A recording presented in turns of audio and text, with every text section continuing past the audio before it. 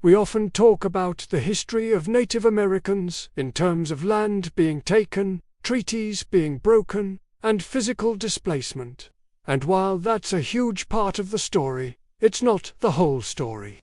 Today, we're going to pull back the curtain on a different kind of theft, one that's less visible but just as devastating. Economic erasure. It's the story of how immense wealth was systematically siphoned away from native nations, leaving many communities impoverished even while sitting on top of a gold mine. Let's start with the resources themselves. When you think of the American West, what comes to mind? Gold rushes, oil booms, vast forests, and powerful rivers. Now, consider this.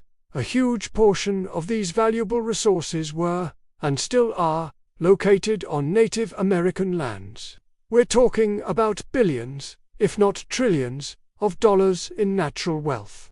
For example, it's estimated that native lands hold nearly 30% of the nation's coal reserves west of the Mississippi, 20% of known oil and natural gas reserves, and a significant portion of uranium deposits. Add to that timber, water rights, and valuable minerals.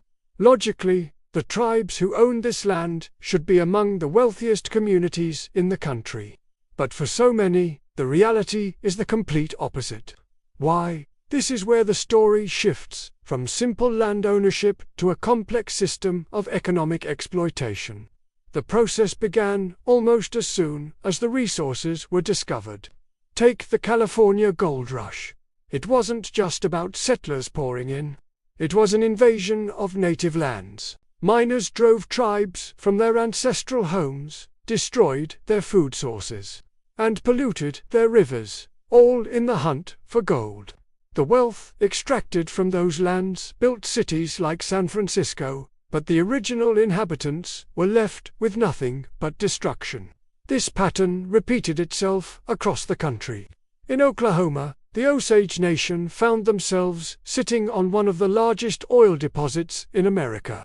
They became, for a time, the wealthiest people per capita in the world. But this incredible wealth attracted sharks. A systematic campaign of fraud, manipulation, and even murder was orchestrated to steal their oil rights and fortunes. This dark chapter, known as the Reign of Terror, is a horrifying example of how native wealth was seen as something to be taken, not respected. But the theft wasn't always so overtly violent. Often, it was dressed up in bureaucracy and legal jargon, which made it even more insidious.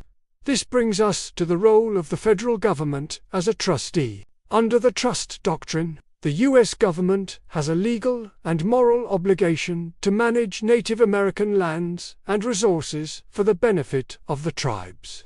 The idea was to protect them, but in practice, this relationship has been a disaster. Instead of acting as a faithful guardian, the government often acted in the interests of corporations and settlers. Let's look at how this played out. Imagine you own a valuable piece of property, but you're not allowed to manage it yourself. You have a trustee who negotiates the leases, collects the payments, and is supposed to give you the money. Now imagine the trustee consistently leases your property, for far below market value, to their friends.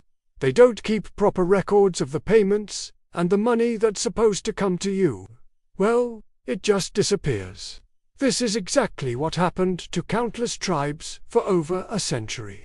The Bureau of Indian Affairs, the agency in charge, would lease tribal lands for mining, oil drilling, logging, and grazing at ridiculously low rates. Companies made billions, while the tribes received pennies on the dollar, if they received anything at all. The accounting was a nightmare. For decades, the government couldn't even say how much money was collected or where it went.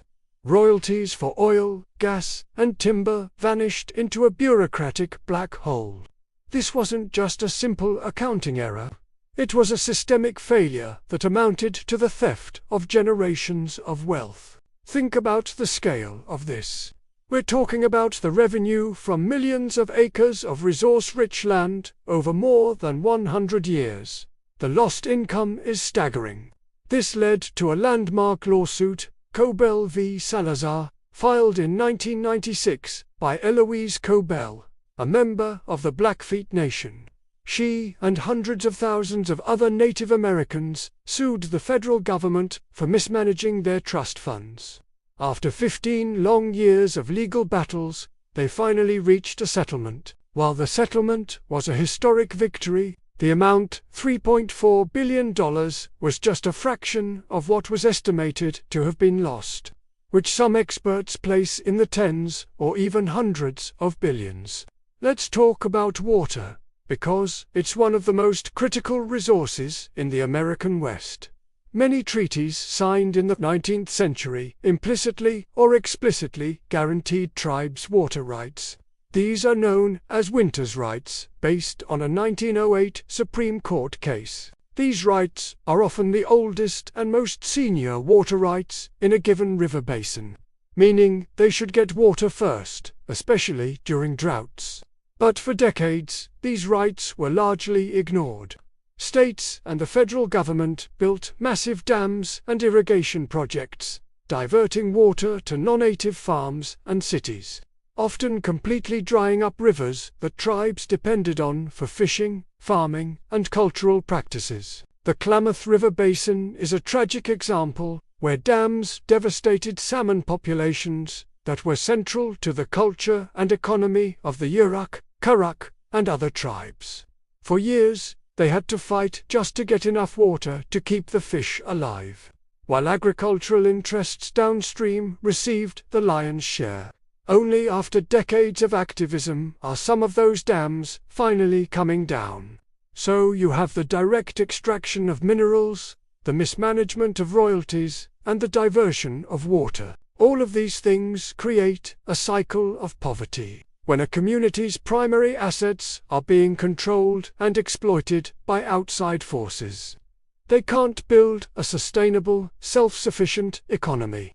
They can't fund their own schools, healthcare, or infrastructure.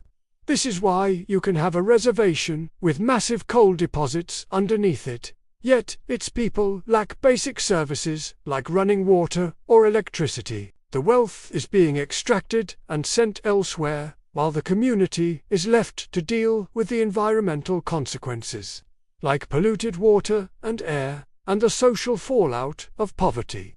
The economic impact is compounded by the legal framework that often hinders development on reservations.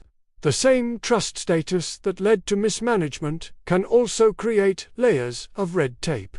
If a tribe wants to start a business or develop its own resources, it can face a dizzying maze of federal approvals that non-native businesses don't have to deal with. This bureaucracy can stifle entrepreneurship and make it incredibly difficult for tribes to take control of their own economic destiny.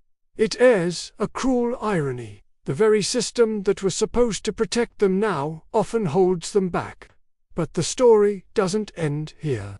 It's crucial to understand that tribes are not passive victims. They are resilient, innovative, and have been fighting back for generations. Through the courts, political activism, and by building their own expertise, many nations are reclaiming control over their economies. Tribes are creating their own resource management departments, hiring their own geologists and lawyers, and negotiating their own leases. They are investing in renewable energy projects, like wind and solar farms, on their own terms. They are revitalizing traditional agricultural practices and building food sovereignty. The fight to reverse more than a century of economic erasure is an uphill battle, but it's a fight that's being waged with incredible determination. Understanding this history of economic extraction is vital. It reframes the narrative from one of simple poverty to one of stolen wealth. It shows that the challenges many Native communities face today are not due to a lack of resources or ability, but are the direct result of a system designed to benefit outsiders. It's a story of incredible loss, but also one of enduring strength. By recognizing this truth, we can better appreciate the ongoing fight for economic sovereignty and support the efforts of Native nations, to finally build the prosperous futures they have long been denied. This isn't just history. It's a present-day reality, and the struggle for economic justice continues. Thank you so much for watching. If you found this video informative, please give it a like, and consider subscribing for more deep dives into topics that matter. Let us know your thoughts in the comments below. See you next time.